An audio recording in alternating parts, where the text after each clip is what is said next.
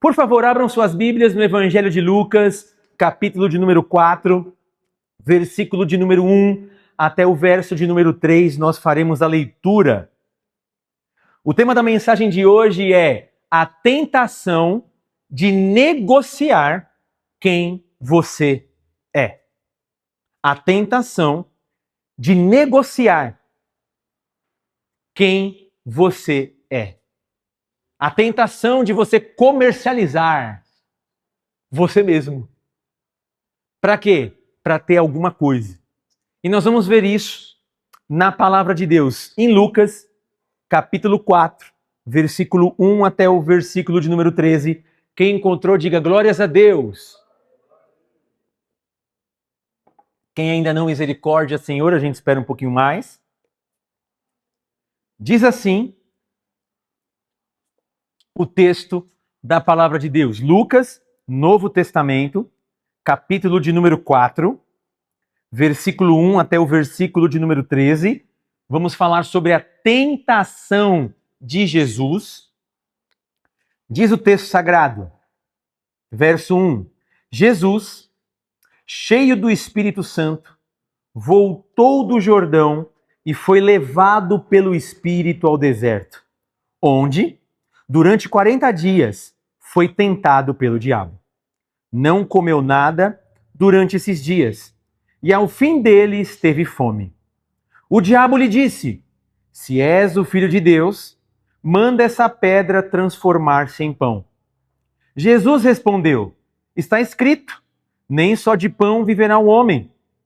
O diabo o levou a um lugar alto e mostrou-lhe num relance todos os reinos do mundo. E lhe disse: eu te darei toda a autoridade sobre eles e todo o seu esplendor, porque me foram dados e posso dá-los a quem eu quiser. Então, se me adorares, tudo será teu. Jesus respondeu: está escrito, adore o Senhor, o seu Deus, e só a ele preste culto. O diabo o levou a Jerusalém e o colocou na parte mais alta do templo e lhe disse: se és o Filho de Deus, joga-te daqui para baixo, pois está escrito, ele dará ordem aos seus anjos ao seu respeito, para o guardarem com as mãos, e eles o segurarão, para que você não tropece em alguma pedra.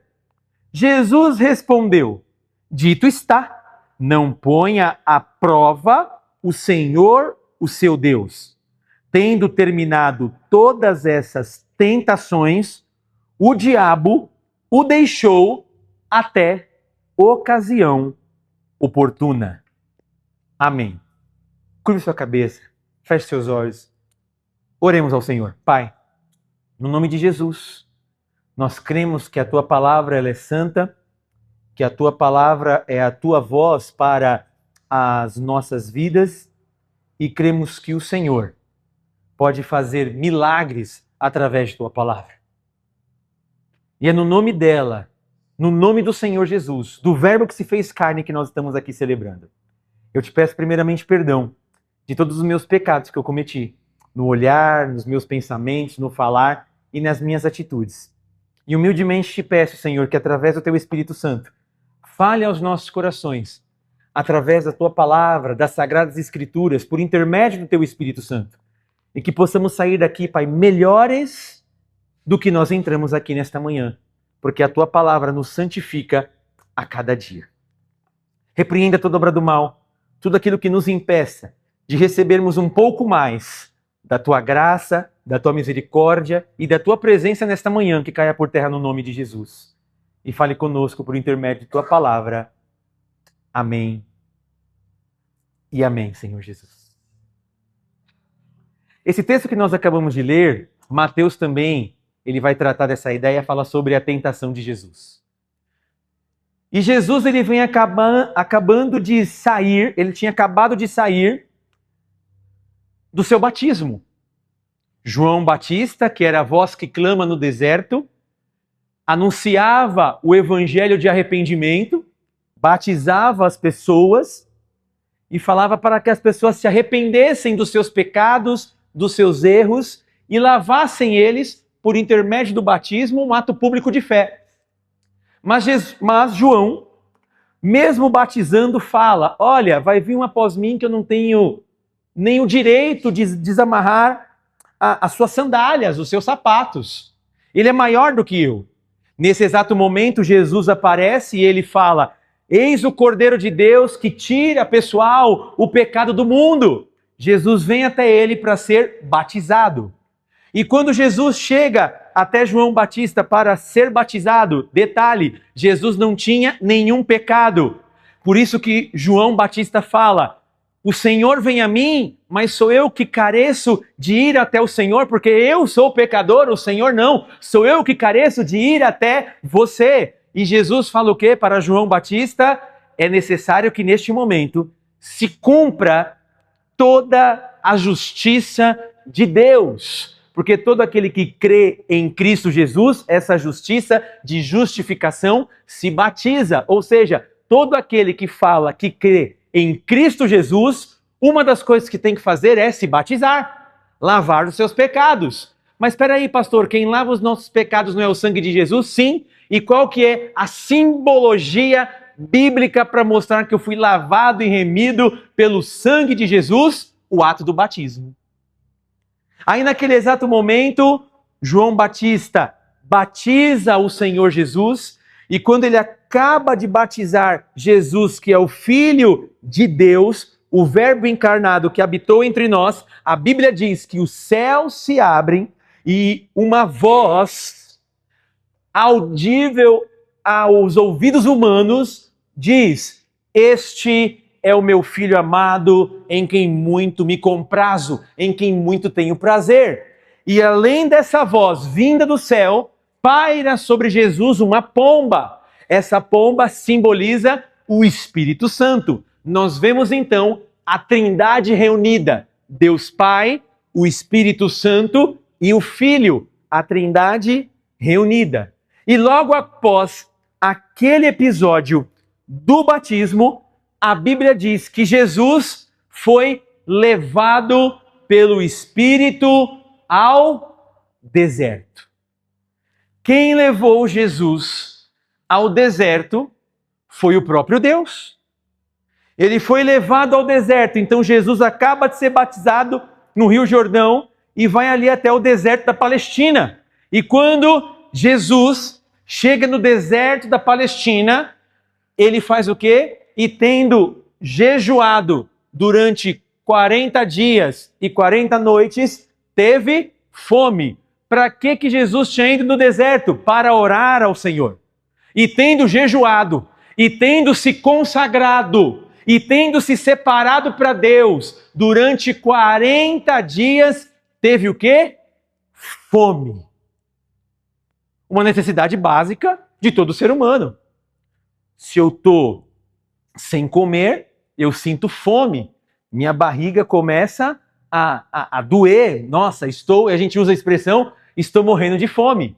Mas Jesus, naquele momento de consagração, de jejum, durante 40 dias. 40 dias dá quanto? 1 mês e meio. 1 mês e meio orando, 1 mês e 10 dias. 1 mês e 10 dias orando, 1 mês e 10 dias jejuando, 1 mês e 10 dias sendo mais cheio do Espírito que ele já era, foi conduzido pelo Espírito, ele teve o quê? Fome. E na hora que Jesus acaba de ter esta fome, que veio esse sentimento dentro do seu corpo, quem que se apresentou? Satanás. O tentador. O diabo. Mas o diabo, diferente daquilo que a gente pensa, ele não é como nos filmes de Hollywood, né? Que a gente tem uma figura imaginária do diabo com 2 chifres, olhos vermelhos, dentes grandes, cauda, tridente na mão. Uma figura teoricamente horrenda que passam nos cinemas, nos filmes de cinema, nas televisões e assim por diante. Mas seria fácil. Você está lá na sua casa, ou eu estou na minha casa, batem na porta, a gente abre a porta e vê uma figura dessa. Você deixaria entrar? Obviamente que não, porque você vê que é uma coisa que é ruim, uma coisa que é horrenda. Mas Satanás, ele não se apresenta assim. Satanás, ele é articuloso. Satanás, ele tem algumas artimanhas para se apresentar. Satanás, a Bíblia diz que ele era um anjo de luz. Satanás é mais astuto do que os homens. Isso é interessante que a Bíblia diz. Ou seja, ele é mais inteligente do que eu e você. Muito mais. Então ele sabe como fazer eu e você nos afastarmos da presença de Deus. Ele sabe fazer eu e você pecarmos deliberadamente fora da presença de Deus. Ele sabe. E ele usa coisas sutis. E quando Jesus sente esta fome, depois de jejuar 40 dias e 40 noites, o que acontece, pessoal? Jesus teve fome, Satanás vem para ele e faz uma proposta. E qual foi a proposta que Satanás fez para ele? A primeira proposta: se tu és o Filho de Deus, transforma essas pedras em pães. Então gostaria de tratar um pouquinho sobre essas tentações que Jesus teve e que nós podemos também ter em nossas vidas e devemos tomar um certo cuidado.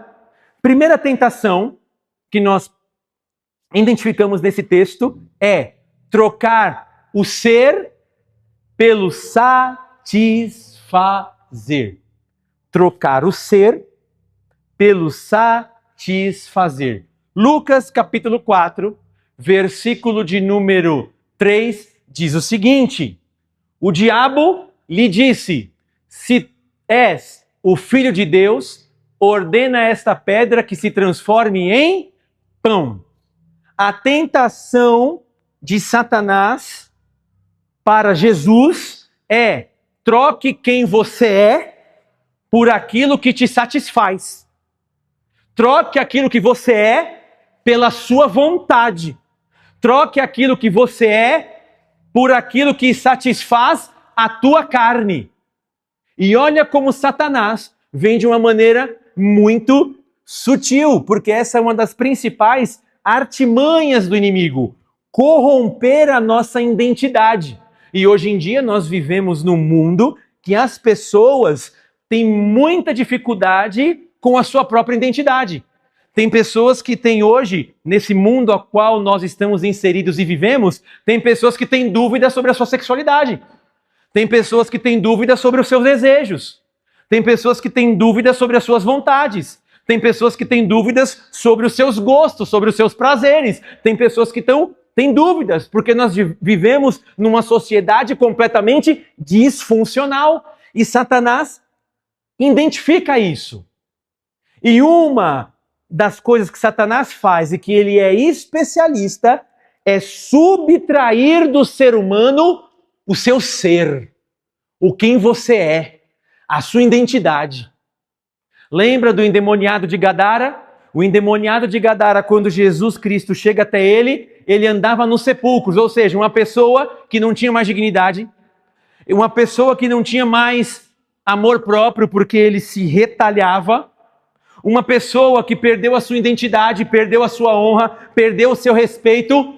Por quê? Porque Satanás subtraiu a sua identidade. Satanás modificou e deformou quem aquele homem era. E Jesus então restaura essa identidade. E olha que interessante, quando Satanás chega para Jesus, a proposta de Satanás era o seguinte: troque a sua identidade, troque quem você é por aquilo que satisfaça a sua carne, por aquilo que você gosta, por aquilo que você tem prazer. Essa é a armadilha de Satanás. Mas olha que interessante, Satanás, ele atua em duas frentes, nos pontos fortes e nos pontos fracos. Isso eu gostaria de me atentar. Ponto forte e ponto fraco. Satanás atua nos pontos e nas virtudes e atua nas vulnerabilidades. Não que Jesus tenha um ponto fraco, não que Jesus tenha uma vulnerabilidade, mas Jesus, como homem, tinha uma vulnerabilidade humana, sentia fome, e a fome é uma característica humana. E olha só, como assim, pastor? Ele atacou o ponto forte e o ponto fraco, entre aspas, de Jesus. Primeiro, ele ataca a sua identidade. Ponto forte. Se você é o filho de Deus. Ponto forte, sou o filho de Deus. Ele vai atacando o ponto forte. Ele vai atacando a virtude. Se você é o filho de Deus. Mas depois Satanás ataca onde? O ponto fraco, a vulnerabilidade. Você não está com fome? A fome é humana. Então transforma essas pedras em pães para satisfazer a sua carne, para satisfazer o seu desejo, para satisfazer aquilo que você gosta. Aí eu não sei, pessoal, agora, qual que é o pior? Nós sermos tentados nos nossos pontos fortes ou sermos tentados nos nossos pontos fracos? Porque quando a gente é tentado pelos nossos pontos fracos, nós podemos ser tentados para satisfazer a nossa solidão, para satisfazer a nossa carência. Eu posso ser tentado para satisfazer o meu cansaço, a minha frustração. Eu posso ser tentado para satisfazer a minha dificuldade financeira. É um ponto fraco, é um ponto vulnerável que eu estou. Mas também eu posso ser tentado no meu ponto forte. E qual que é o meu ponto forte? Eu posso ser tentado em usar a minha inteligência que eu tenho para manipular as pessoas. Eu posso ser tentado a usar o poder que eu tenho para influenciar as pessoas, para subjugar as pessoas. É um ponto forte. Eu posso estar usando a minha liderança, que é um ponto forte, para dominar, para controlar as pessoas.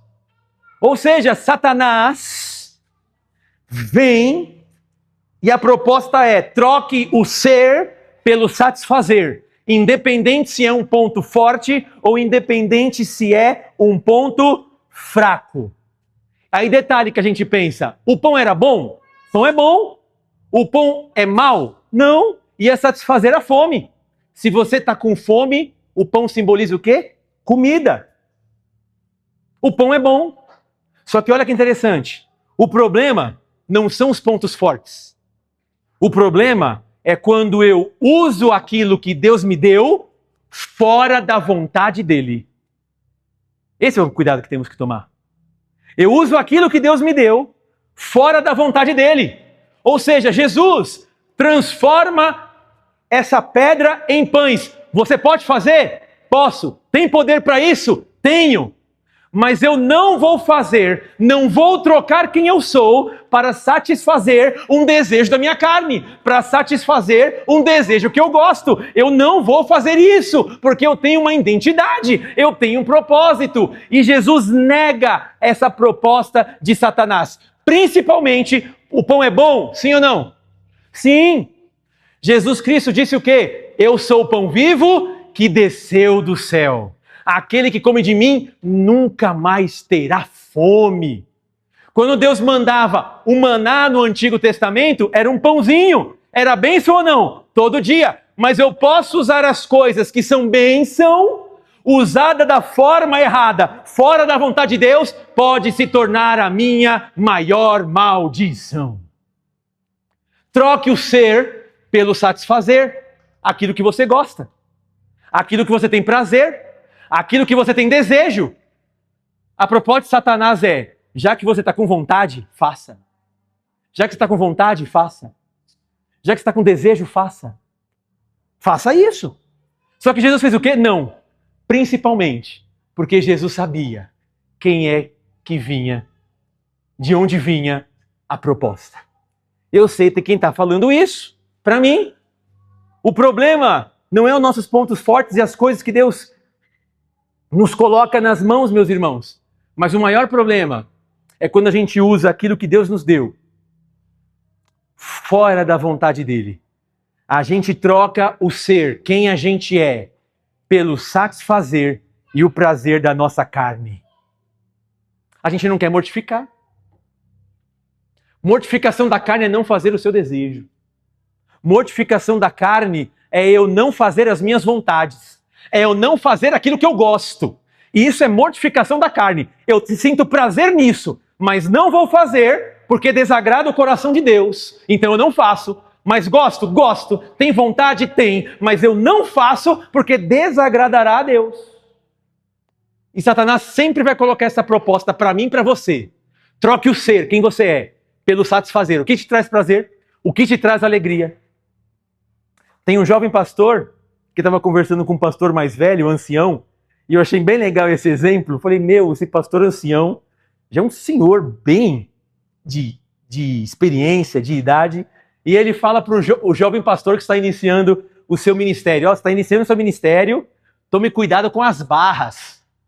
Tome cuidado com as barras. Eu achei esse exemplo fenomenal. O pastor, jovem pastor, barras? Como assim? Tome cuidado com as barras. Me explique. Aí o pastor mais velho, decano, fala, tome cuidado com a barra de ouro. Tome cuidado com a barra de saia. Tome cuidado com a barra da mesa. Tome cuidado com a barra da tribuna. E tome cuidado com a cachaça de São João da Barra. Opa! Mas espera aí, explique. Tome cuidado com ouro. Tome cuidado com dinheiro. Porque o dinheiro é uma bênção. Você pode promover segurança para a sua família, pode promover algo bom para os seus filhos, um conforto para o seu lar. Você pode promover, ter as contas todas em dia, mas o dinheiro também pode corromper quem você é para te satisfazer. Pode nos corromper. Ou seja, eu tenho dinheiro e posso ser um corrupto. Eu tenho dinheiro e posso ser um sonegador de impostos. E por aí vai. Tome cuidado com a barra de saia. Tome cuidado com o sexo oposto. Olha as conversas que você tem com o sexo oposto. Se você é mulher, tome cuidado com as amizades dos homens que você tem. Sem gracejos, tome cuidado com isso. Se você é homem, tome cuidado com os gracejos que você tem com outra mulher que não seja a sua esposa. Tome cuidado com isso. Tome cuidado com a barra da mesa. Tome cuidado com a glutonaria. Você gosta de comer demais, você gosta de comer, e você está praticando o pecado da glutonaria. E esse pecado da glutonaria, ninguém fala dele, né? Que come demais. É um pecado diante de Deus. Tome cuidado com a mesa, não seja um glutão. Tome cuidado com a barra da tribuna. Tome cuidado com o poder. Porque o poder é uma bênção. Mas se você usar o poder de forma errada que você tem, você vai ser um manipulador. Você vai ser um influenciador para o mal. E sendo influenciador para o mal, você vai usar o poder para ser um tirano. E tome cuidado com a cachaça de São João da Barra. Significa, tome cuidado com o que você coloca na tua boca. Toma cuidado com o que você bebe. Toma cuidado com a ingestão de bebidas alcoólicas. Tome cuidado, você tem um testemunho para dar. Isso daí são sutilezas de Satanás. Por quê? Olha a proposta de Satanás para Jesus. Troque o ser pelo satisfazer. Pergunte para a pessoa que está do seu lado. Não pergunte, mas fala para ela. Tome cuidado de trocar quem você é por aquilo que você gosta. Tome cuidado de trocar aquilo que você é em Deus por aquilo que você gosta. Toma cuidado. Porque uma das estratégias de Satanás é transformar coisas que são uma bênção em uma maldição. Como foi para Jesus, o pão é bom, mas o pão ia saciar a fome de Jesus? Ia saciar a fome, mas naquele momento não iria glorificar ao Senhor, naquele momento não iria bendizer ao nome do Senhor e está alinhado com a vontade de Deus, mas o pão é uma bênção. Imagina só, você chega assim, seu médico fala, pode cortar o carboidrato. Você pega aquele pãozinho francês, tá bom, vou cortar no meio. Você corta aqui no meio, ó, manteiguinha, na chapinha, manteiguinha aviação, que delícia! É bênção o pão, mas usado de uma maneira errada pode virar uma maldição. Consolo. Consolo é uma bênção ou não? Lógico que o consolo é uma bênção. A Bíblia diz que o Espírito Santo é o nosso consolador. Se tem alguma família enlutada que perdeu um ente querido, o consolo é uma bênção. Mas o consolo pode ser uma maldição, quando às vezes eu vou encontrar consolo numa garrafa de bebida.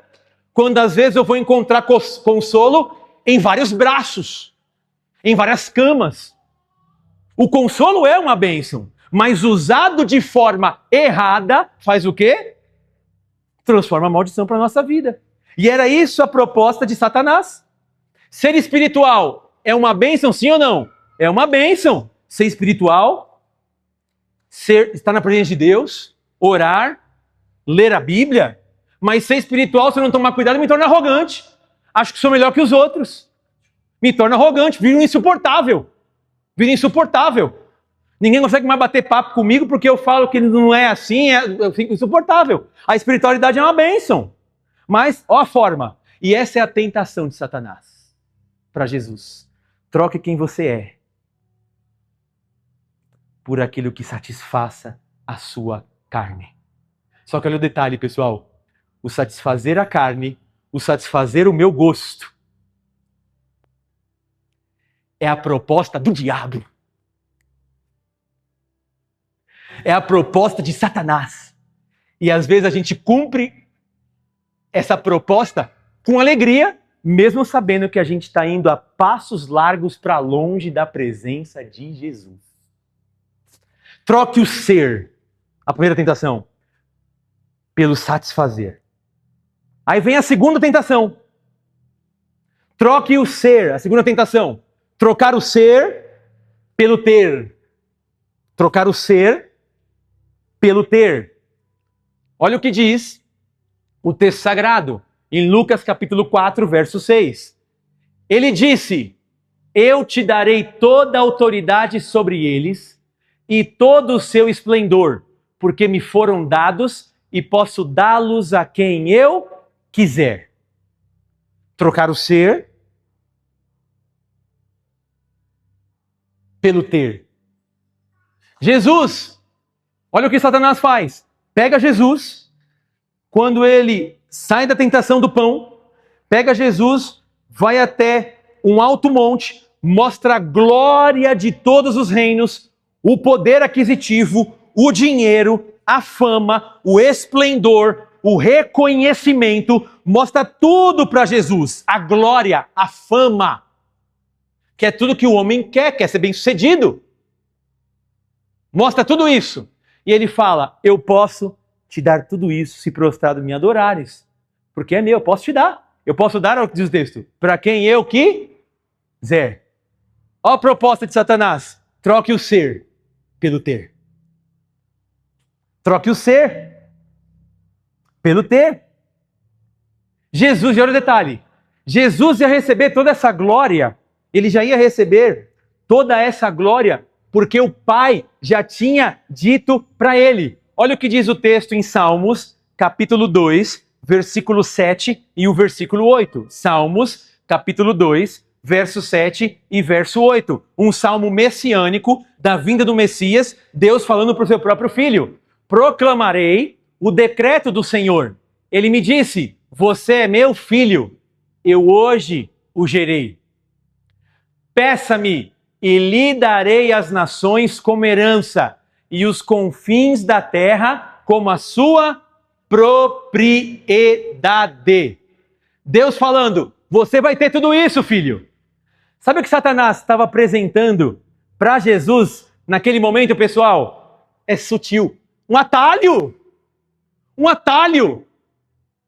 Você vai receber tudo isso, glória, mas depois de ser açoitado, depois de tomar cuspe na cara, depois de sofrer, depois de ser vituperado, depois de padecer sofrimento, depois de ser humilhado, depois de tomar chibatadas, depois de colocar cruz na cabeça, depois de tomar chibatadas e ainda ir lá no Gólgota e andar mais de 3 horas com a cruz, depois de ser crucificado, sentir muita dor, aí você vai ter. Ou seja, Satanás estava entregando para Jesus o seguinte: tome uma coroa sem cruz. Satanás estava oferecendo para Jesus um atalho. E essa é a tentação, oferecer para nós um atalho, um jeito mais fácil. Um jeito mais fácil de ganhar dinheiro, um jeito mais fácil de conquistar as coisas, um jeito mais fácil. É a artimanha de Satanás. Olha as artimanhas, um jeito mais fácil de ganhar dinheiro. Foi legalizada essa parte de bets aqui no Brasil, de jogo. Quantas famílias, nós sabemos até reportagens, que estão sendo destruídas por esses jogos de azar. E no meio desses jogos de azar, a pessoa faz o quê? eu quero jogar para que eu tenha um enriquecimento rápido. Um atalho. Quem oferece isso? Satanás. Quantas famílias destruídas? Olha o atalho. Ele quer te dar, às vezes, aquilo que você quer e busca, só que sem passar pelo processo. Porque o processo é difícil. Tem que trabalhar. Pessoal, trabalho é uma bênção. Fale para a pessoa que está do seu lado. Trabalho é uma bênção. Ah, pastor, mas às vezes parece que o trabalho, quem criou foi o diabo. Não. A queda foi em Gênesis 3. Antes de Gênesis 3, quando Deus forma o homem no capítulo 1 e capítulo 2, o homem trabalhava. O trabalho é uma bênção, porque a gente é insatisfeito com o pecado que entrou, que a gente quer rápido conquistar as coisas. Irmãos, tem coisas aqui que você vai conquistar daqui a 15, 20, 30 anos para frente, vai conquistar, irmão. É trabalho. Se você não nasceu herdeiro, tem algum aqui que é herdeiro? Aqui, levanta a mão. Somos herdeiros dos céus, né? Herdeiro dos céus. Se a gente não nasceu herdeiro, não tenho nada contra herdeiro. E é uma bênção você poder usufruir os benefícios que os pais deixaram. Não tem problema nenhum. Mas se os seus pais não te deixaram essa herança material, mas a espiritual deixaram, porque eu estou falando de Jesus para você, e essa é a maior bênção, tu vai ter que trabalhar. Vai ter que trabalhar mesmo. Vai ter que, trabalhar, acordar cedo, fazer faculdade à noite. É difícil. Na minha geração, eu estou chegando falando minha geração, porque eu passei dos 40. Uma geração é sempre 40 anos, né? Lembra como você fazia para você trabalhar e estudar? Quem é que lembra? Trabalhava, vou dar o meu exemplo, que era normal. Trabalhava, acordava 5h30 da manhã, não que não acorde hoje também, né? Trabalhava 5h30 da manhã, trabalhava até às 6, lá na Vila Olímpia, pegava condução porque não tinha carro, saía das 6 e ia para a faculdade, não tinha EAD não. Não tinha EAD. Quem aqui é da época que não tinha EAD? Olha só, declarando a idade, né? Não tinha EAD. Você tinha que sair 6 horas, pegava o metrô lotado e ir lá para São Bento, na faculdade de teologia, chegava lá, eu estudava das 7h15 às 10h30 da noite, pegava o metrô, descia no metrô Carrão aqui, eu chegava aqui no metrô Carrão por volta das 11 horas, não tinha muitas vezes dinheiro para voltar, Cadine acompanhou isso daí juntamente comigo, fiel escudeira, né, cara? 11 horas da noite, não tinha dinheiro, sabe o que eu fazia? Do metrô Carrão a pé, eu voltava para casa, alegre da vida. O outro dia, 5h30 da manhã de novo. E depois, no sábado e domingo, igreja. Igreja. Hoje em dia, eu vejo que essa geração não aguenta. Só que detalhe, não era assim. É todo dia. Anos assim, é anos. Anos. Não é assim, hoje eu estou aqui, hoje tem home office, é normal, não tenho nada contra, é normal. Hoje eu vou trabalhar um dia, é normal. Só que eu fazia tudo disso e não estava cansado. Honrava todos os compromissos, está entendendo? Sabe o que eu vejo? Essa geração não aguenta. Essa geração se cansa hoje, não quer mais sair de casa, não aguenta mais. Cansei de acordar cedo todos os dias, inclusive de final de semana. Por quê? Tem que trabalhar. Aí depois, pastor, você parou de trabalhar? Estou dando só um exemplo, porque o meu exemplo acho que é de muitos aqui. Acabou a faculdade, já entra em outra. Então você não tem mais noite. Já entra em outra. Acabou a faculdade, entra em outra. Acabou essa faculdade, entra em outra. Minha vida é assim. Não parei. Não parei. Tem que ralar. Tem que trabalhar. Trabalhar de Deus é uma benção. Trabalho é uma benção. Porque a Bíblia fala, do suor do teu rosto comerás. Mas aonde que o trabalho ficou pesado? Com a queda do homem. Agora a terra vai te produzir espinho. Agora a terra vai produzir abrolhos. Agora você vai ver o quanto é difícil trabalhar. Já era bênção, mas agora vai ter um peso. Mas é bênção o trabalho. Mas então o que Satanás estava fazendo para Jesus? Troque o ser pelo ter. Estou te oferecendo um atalho. Chega no final do ano, o pessoal gosta de fazer, o que é? Uma fézinha. Nas casas lotéricas, você estava vendo? Hoje em dia, as casas lotéricas, acho que já passou, já tem um tempo já isso, na verdade. Você pode pagar a conta de água, luz, na casa lotérica. Antigamente não podia, né?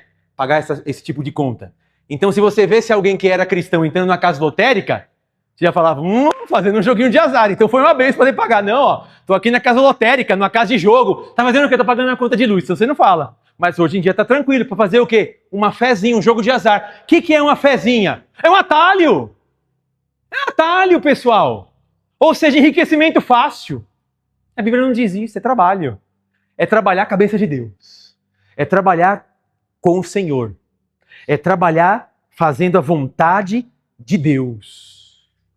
Porque às vezes você pode estar trabalhando e você com essa dificuldade, às vezes nós com a nossa imperfeição mesmo, que a gente tem dificuldade, a gente pede graça para Deus, Pai, me fortalece, porque eu não estou conseguindo, eu sou falho nisso, eu tenho essas limitações. A gente vai e Deus vai prosperando o trabalho das nossas mãos, porque a Bíblia fala que a boa mão do Senhor fez Daniel prosperar.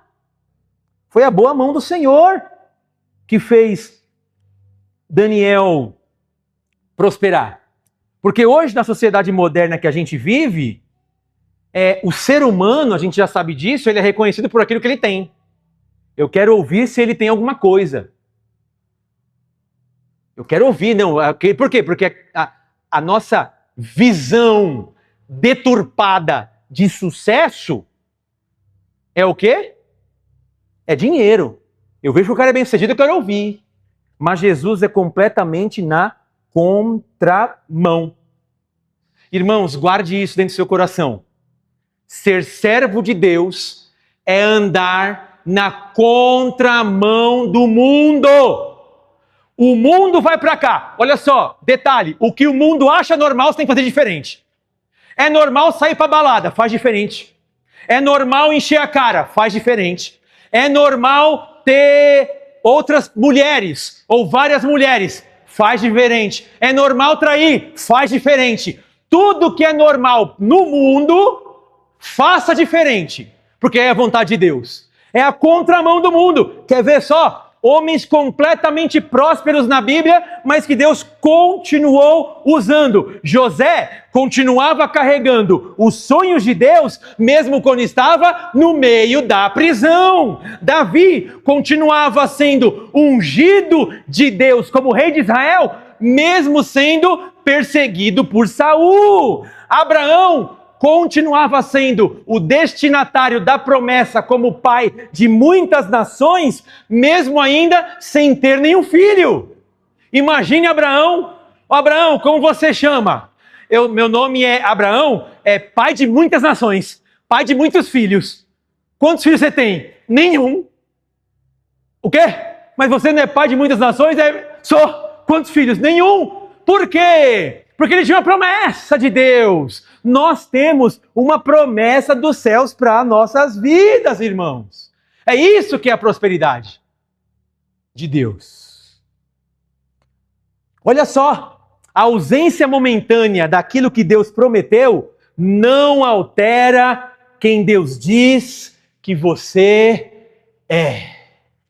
Às vezes você não tem tudo aquilo que você queria agora, ou às vezes as promessas não se cumpriram do jeito que você gostaria agora. Mas essa ausência momentânea não aniquila ou tira aquilo que Deus diz que você já é. E qual que foi a tentação? Jesus tenha poder sem cruz. E nós somos tentados nisso. Crescer sem sofrimento. Quer ver? É simples. Você gosta de sofrer, irmão? Pergunta para a pessoa da tua, gosta de sofrer? Não gosto, porque eu não sou masoquista. Só que olha como o evangelho é contramão. Paulo chega para Timóteo e fala o seguinte: Timóteo, eu tenho um convite para te fazer. Que hora que é a festa? Que hora que é a festa que a gente vai? Não, o convite que eu tenho que fazer é sofre comigo como um bom soldado de Cristo. Meu convite para você é para sofrer como um bom soldado do Senhor.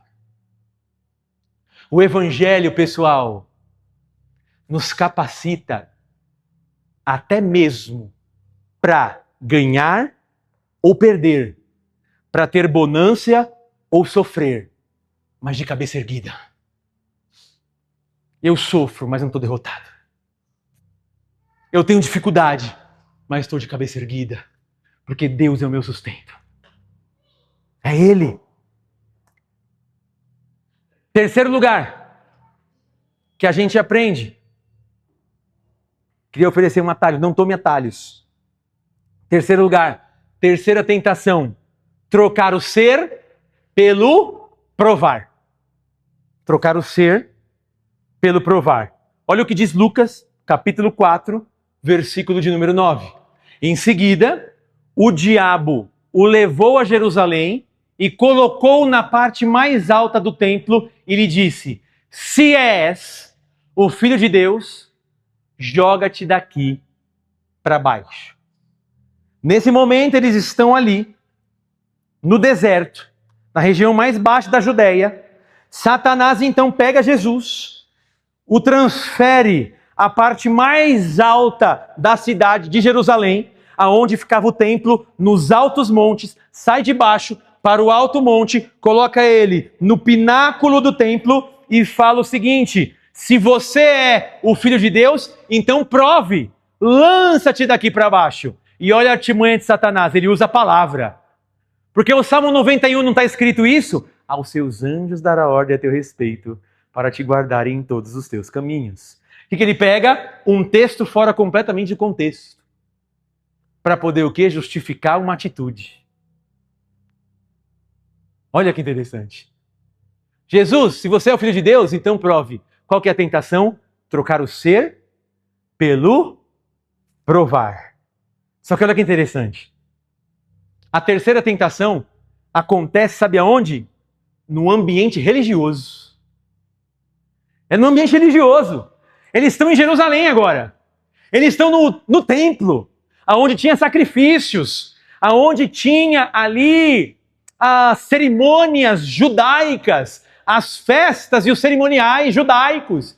Eles estavam num ambiente completamente religioso. Então a gente começa a perceber que as tentações da minha e da sua vida não acontecem só na nossa área externa, acontece também em ambientes religiosos. Pode acontecer no templo, aqui na igreja, no seu ministério, pode acontecer no púlpito, na liderança, no exercício dos dons, da interpretação da Bíblia e até mesmo por experiências espirituais.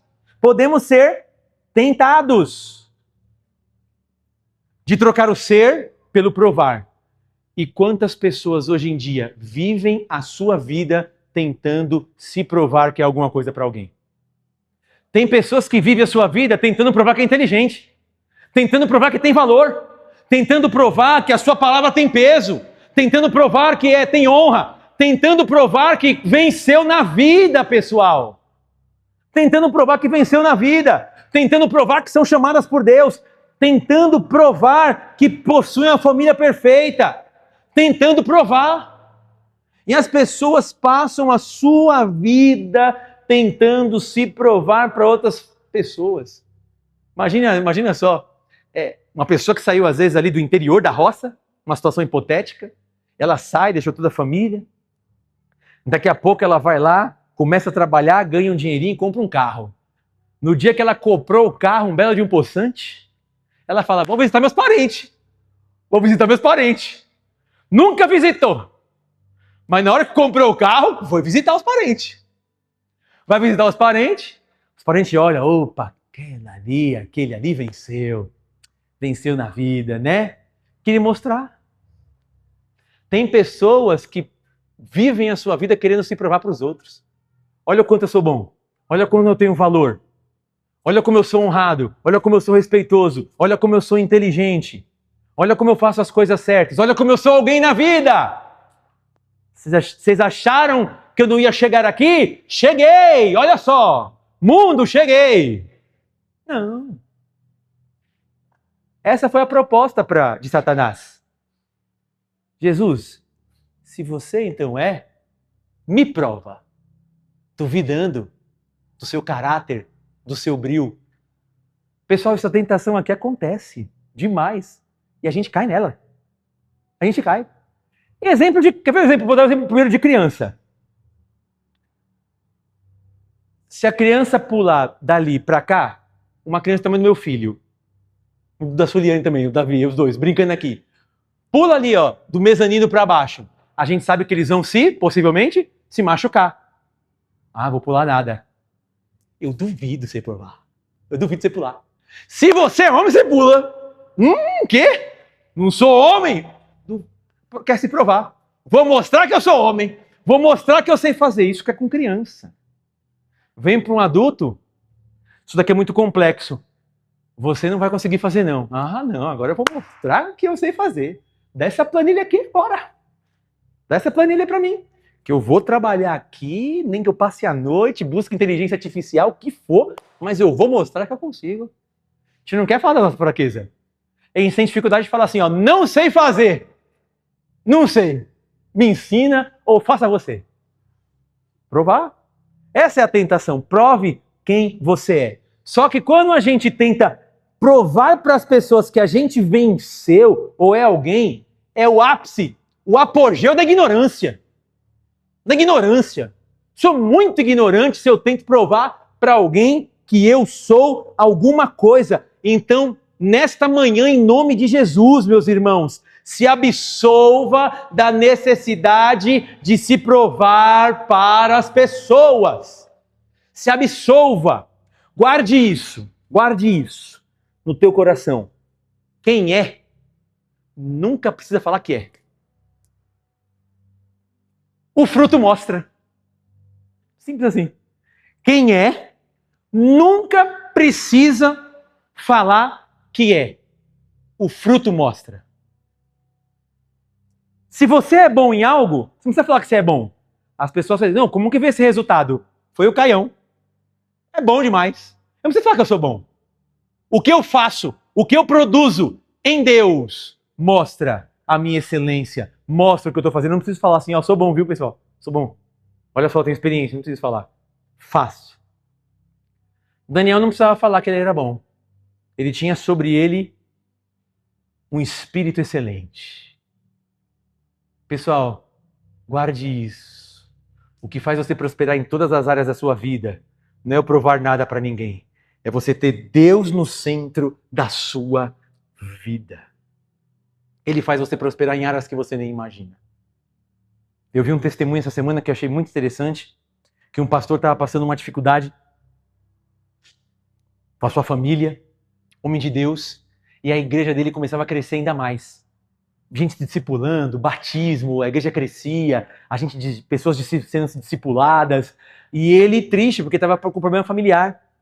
Ele foi almoçar com outro pastor, aí vem aquelas pessoas sem noção e bom senso. Já viram essas pessoas sem noção e bom senso? E falou, ô pastor, tudo bom? Meu, não sei o que está acontecendo com você. Só vendo que a igreja está crescendo, as pessoas sendo discipuladas, sendo batizadas, e você com essa dificuldade que eu estou sabendo da tua família. Só que ele estava no meio do almoço. Você perdia a fome na hora, às vezes, né? Ou dá aquela vontade de dar resposta, não dá? Na hora? Quem é você? Cuide da sua vida. Acho que ninguém falaria isso não, né? Cuide da sua vida. Sabe o que ele fez, o pastor? Ele falou assim, ó. Deus colocou a mão sobre a minha cabeça e esqueceu de tirar.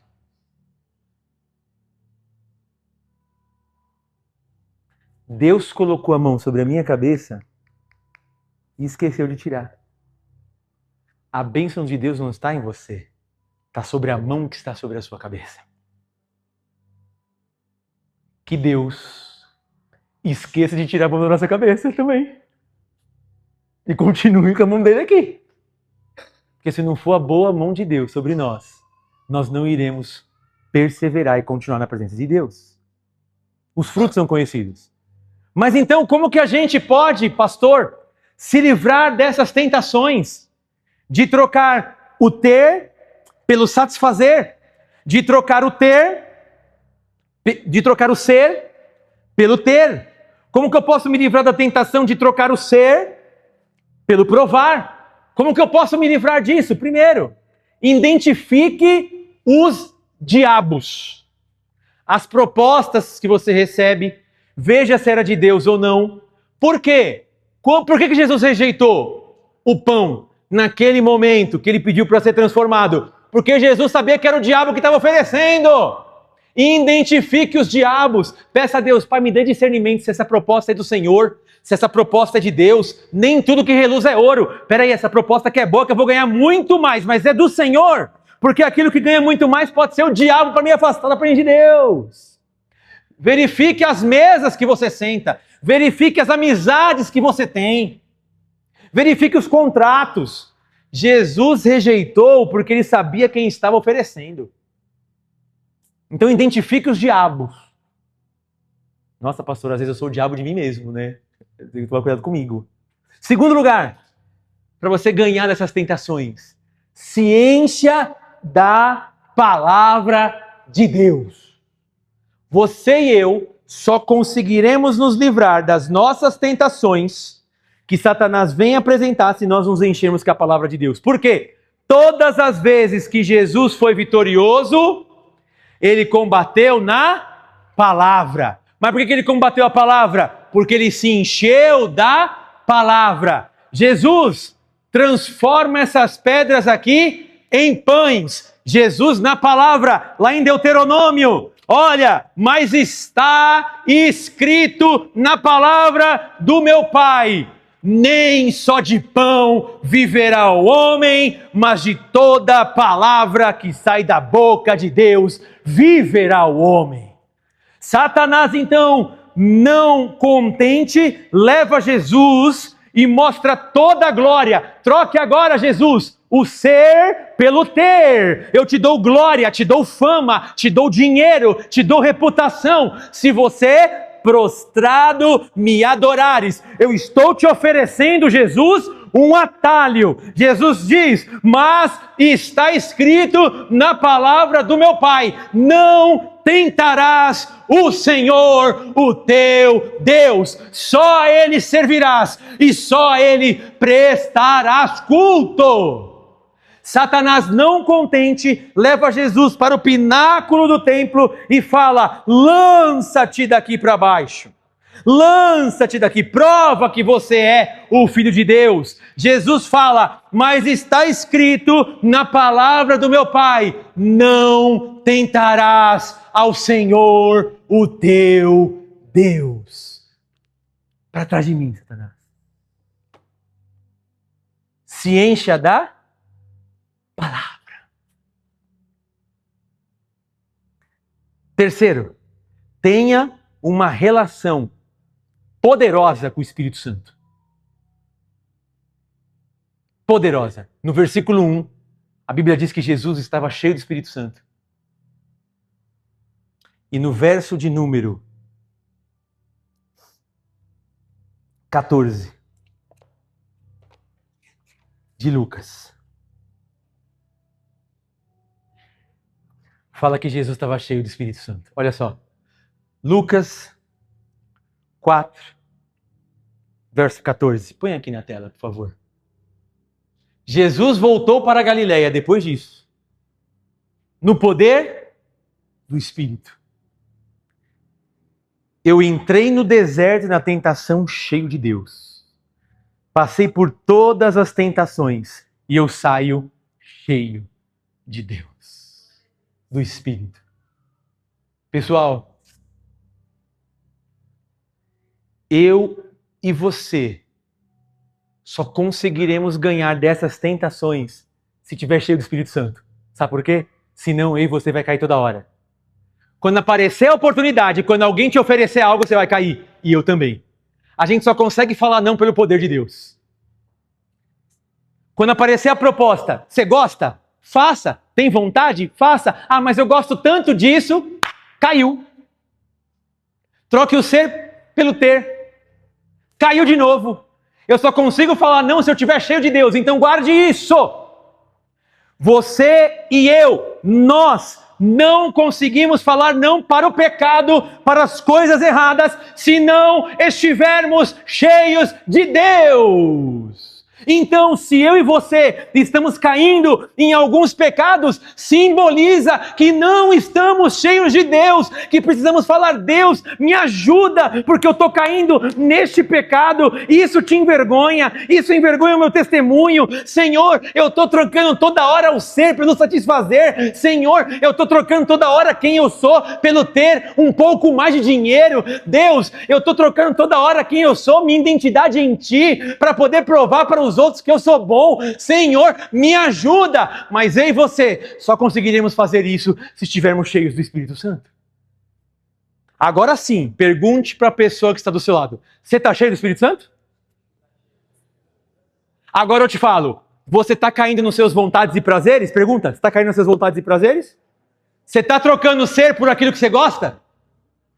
Agora pergunte para a pessoa, você está trocando o seu ser por ter alguma coisa? Pode perguntar. Você está trocando agora o ser para provar para alguém que você é descolado? Pode perguntar. Essas perguntas, sabe o que faz o quê com a gente? Nos incomoda. Pessoal, uma coisa que eu aprendi, nós vamos orar. O evangelho incomoda. E deste púlpito o evangelho sempre vai nos incomodar, porque a gente prega a palavra. E creio que muitas igrejas pregam a palavra de Jesus. Nós amamos os pecadores e continuaremos amando. Mas essa palavra de Deus, sabe como ela tem que ser? Aqui a gente aceita todo mundo. O hipócrita, vocês aceitam, pastor? Aceita o hipócrita. O hipócrita é muito bem-vindo. É muito bem-vindo aqui. Só que detalhe, o hipócrita, quando ele chegar aqui, ele vai ficar desconfortável com a sua hipocrisia. Você aceita os pecadores aqui, pastor? Pode vir todos os pecadores. É para isso que Jesus veio. Eu aceito todos os pecadores aqui. Mas quando eles entrarem nas portas dessa igreja, o pecador ficará desconfortável com o seu pecado. Mas você vai amar o pecador, pastor? Vou tranquilo, vou abraçar, bater um papo com ele, porque também sou pecador. Mas neste ambiente, neste lugar, nessa igreja, o pecado, ele vai ser confrontado. E nós, pecadores, ficaremos muito desconfortáveis. Mas o desconforto gera vida. O desconforto da parte da palavra, sabe o que gera em nós? Reflexão, alinhamento. Porque eu falo, estou um pouco fora, preciso voltar para cá.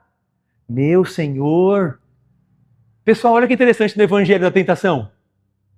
Eu só consigo reconhecer que eu estou no erro, ou que estou sendo tentado, ou trocando o meu ser pelo satisfazer, o ser pelo ter, o ser pelo provar, quando a palavra de Deus me mostra, me gera reflexão, arrependimento. Aí eu volto para Deus. Aí eu volto para Jesus. Aí eu volto para o Senhor. E quando a gente entra e sai cheio do Espírito Santo, sabe o que acontece? Aí o milagre acontece. Mateus capítulo 4, versículo de número 11. Mateus 4, 11. Que dá uma perspectiva diferente de Lucas. Olha o que ele fala. Quando passa por todas essas tentações e Jesus o repreende. O que diz o texto? Assim, o diabo o deixou. E imediatamente os anjos vieram e lhe serviram pão. Mas agora é Deus. Lembre-se disso. Quem levou Jesus para ser tentado foi Deus. Deus nos conduz a isso, meus irmãos.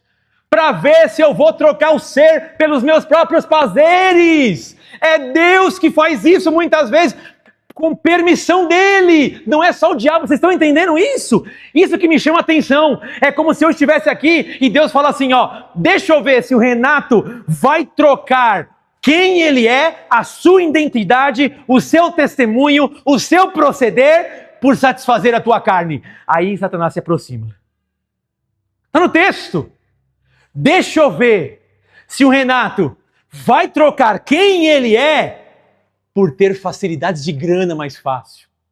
Deixa eu ver se o Renato vai querer ficar se provando que ele é bom. Deixa eu ver. Quem que levou Jesus para isso? Diz o texto. Deus. O fogo é quando Deus prova a gente cai, né? Isso que tem que tomar um pouco de cuidado. Imagina, Deus sempre prova e a gente cai. Aí nossa vida espiritual, sabe o que acontece, pessoal? Não vai para frente. Que Deus nos conceda graça, misericórdia, no poder do Espírito Santo. Pode vir todos os pecadores, todos, porque uma hora ou outra, o Espírito Santo de Deus pega o pecador, pega o hipócrita, pega o mentiroso, de jeito e transforma num homem de Deus, numa mulher de Deus, restaurado pelo Espírito Santo.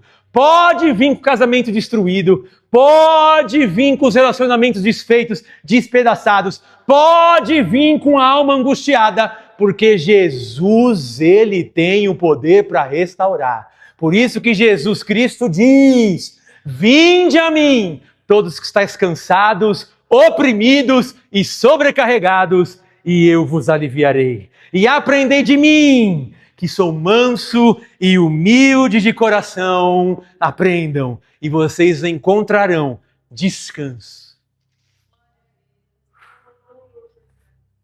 para a vossa alma. Que Jesus nos conceda essa graça. Se coloque de pé no nome de Jesus. Nós vamos orar.